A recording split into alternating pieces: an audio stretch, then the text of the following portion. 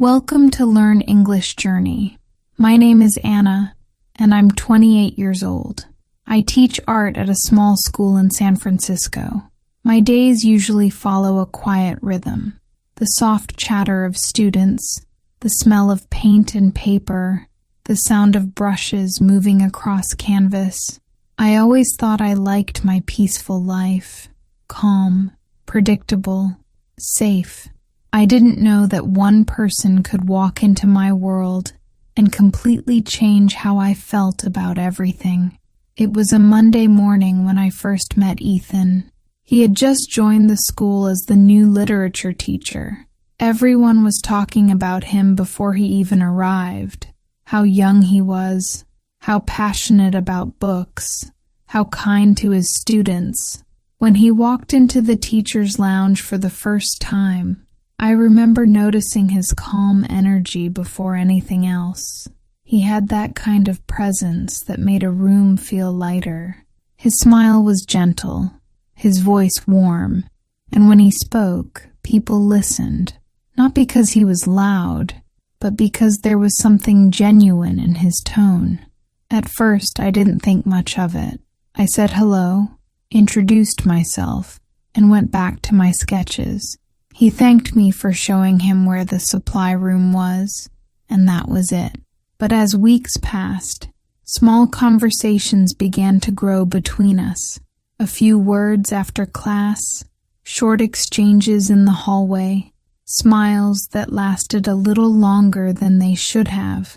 I started to notice the details, how he leaned forward when someone spoke, how he listened as if every word mattered, how his laughter came easily. Once, during lunch, we sat at the same table by accident. He told me about his love for poetry and how he sometimes wrote short pieces just for himself. I told him that art, for me, was another way of breathing. He smiled and said, "Then we're both trying to paint the soul, just in different languages." I laughed, but that sentence stayed with me.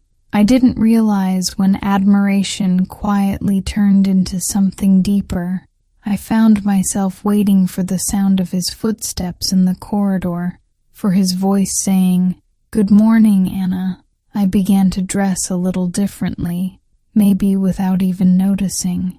I told myself it was nothing, that it was just a friendly connection, but I knew, deep down, that it was more than that. One afternoon, as I helped a student clean paintbrushes, I noticed a ring on Ethan's hand. I had never seen it before, or maybe I had never wanted to see it. It was a simple gold band, small, but it felt heavy in my heart.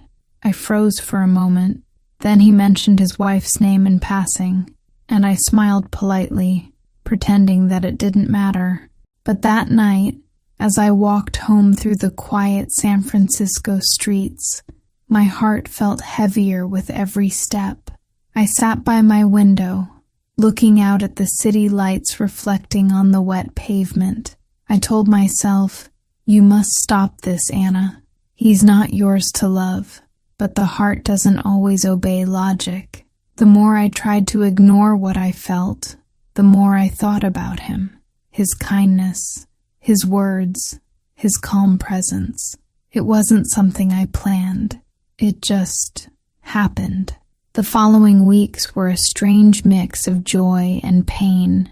Joy when I saw him, pain when I remembered that he belonged to someone else. Every morning, he would pass by my classroom, smile and say, "Good morning," and I would smile back, acting as if my heart wasn't racing, as if my mind wasn't constantly reminding me that I had crossed an invisible line. During faculty meetings, I tried to focus on the discussion, but my eyes often found him, the way his brow furrowed when he read something carefully, the way his fingers tapped softly on the table when he thought.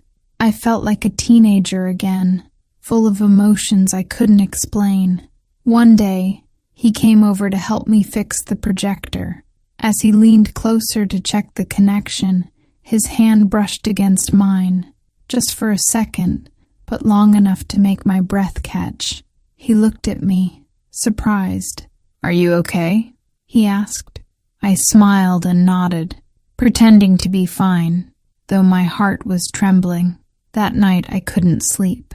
I lay in bed staring at the ceiling, replaying every word, every look, every small moment that seemed ordinary on the outside but meant everything to me. I hated that I couldn't control what I felt. Love, when unspoken, becomes its own kind of silence, heavy and endless. One Saturday I went to the park by the bay to clear my mind. The afternoon sun was soft. The air smelled of salt and eucalyptus, and the sound of laughter echoed across the open field. I sat on a bench sketching the skyline. Then I heard a familiar voice, Ethan's. I looked up. He was there, standing just a few steps away, holding hands with a woman. She had kind eyes and an easy smile. 2 children, a boy and a girl, ran around them, laughing as they chased a kite. I froze. My pencil dropped onto the grass. They looked so happy, so complete. For the first time, I saw the whole picture, not the version I had imagined, but the truth. He wasn't just my colleague or my quiet dream. He was a husband, a father, a man with a life already full of love. He didn't see me, and I was grateful. I turned my face toward the water and blinked back the tears. The wind blew softly, carrying the sound of their laughter, and it broke something inside me. I stayed on that bench long after they left. The city grew quieter, the light turned golden, and still I sat there, feeling the emptiness settle inside me. I whispered, why did I fall for someone I could never have? But there was no answer. That night I didn't eat or sleep. I simply lay there, whispering to myself, forget him, Anna. Please forget him. But my heart replied, not yet. Monday came too soon. I walked into the school feeling like a shadow of myself. The classrooms looked the same, but everything felt different. I tried to keep my head down, to focus on my students. Then Ethan stopped by my desk. Anna, are you all right? You look tired. I forced a small smile. I'm fine, just a bit tired. He sat down beside me, concern in his eyes. You're a good teacher, Anna. You have a rare way of seeing beauty where others don't. Don't lose that. His words cut through me. No one had ever said something like that before. For a moment, I forgot everything. The pain, the distance, the ring. I just felt seen. That evening, I stood before the mirror in my small apartment. My eyes were red, but I smiled faintly. He thinks I'm special, I whispered. Then I cried, not because I wanted him, but because I knew I couldn't have him. I cried for all the things I never said, for the love that lived only in silence. Weeks passed. Life at school went on. Ethan and I still talked sometimes, but only about work. Polite, careful, distant. One evening, everyone had left except us. The classrooms were dark, and only the soft hum of the city filled the air.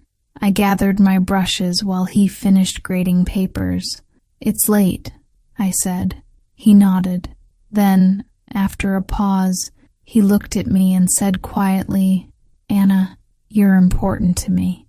The room felt smaller. My heart beat so fast I thought he could hear it. I wanted to say, do you love me? But I couldn't. My voice refused to move. He continued, I care about my family. I love them. But I can't deny that you make me feel alive in a way I didn't expect. His words were like fire and ice at once. I turned to him and said, Ethan, I care about you too, but I don't want to be the reason anyone gets hurt. You have a family. You have a life. Don't lose that. He nodded slowly. You're right, he said. Silence filled the room again. It was both the most beautiful and the most painful silence of my life. After that night, something changed. We still greeted each other with smiles, but they were quieter now, more careful. I tried to move on, to focus on my students, on my art, on the small joys that life still offered me. But sometimes, when I stayed late at school, I could still hear his laughter echoing down the hallway, and my heart would ache, softly, like a memory that refuses to fade. One evening I sat by the window of my apartment, sketching the reflection of the city lights on the bay. For the first time in months, I felt a strange peace. I realized that love isn't always about possession. Sometimes it's about gratitude. Being thankful for having met someone who awakened a part of your soul you didn't know existed. Ethan did that for me. He reminded me that I could still feel deeply, even if it hurt. I began to heal slowly. I started painting again, brighter colors this time. I began meeting friends, walking through the park without fear of running into ghosts of the past. The pain didn't vanish overnight, but it softened, like rain that slowly washes the dust away. Now, when I see couples walking hand in hand or hear children laughing, I smile. I've learned that love doesn't always come to stay. Sometimes it comes to teach us, to break us open just enough so that light can enter. Ethan will always be a small part of my story, but he's no longer the center of it. I am. So this is my message to anyone listening. Even when love hurts, don't close your heart. Let yourself feel, let yourself heal, and then let go, because every ending hides a beginning waiting to be found. Dear friends, thank you for watching and listening to this story on Learn English Journey. I hope it touched your heart in some way. Remember, love can be complicated, but loving yourself is the most beautiful lesson of all. Take care of your heart, trust the timing of your life, and believe that new days and new stories will always come. If you like this story, please like the video, share it with your friends, and write in the comments where you are watching from. Write your country and city. I love seeing how far our stories travel. Don't forget to subscribe to our channel for more English stories and lessons. Your support means the world to us. See you next time here on Learn English Journey.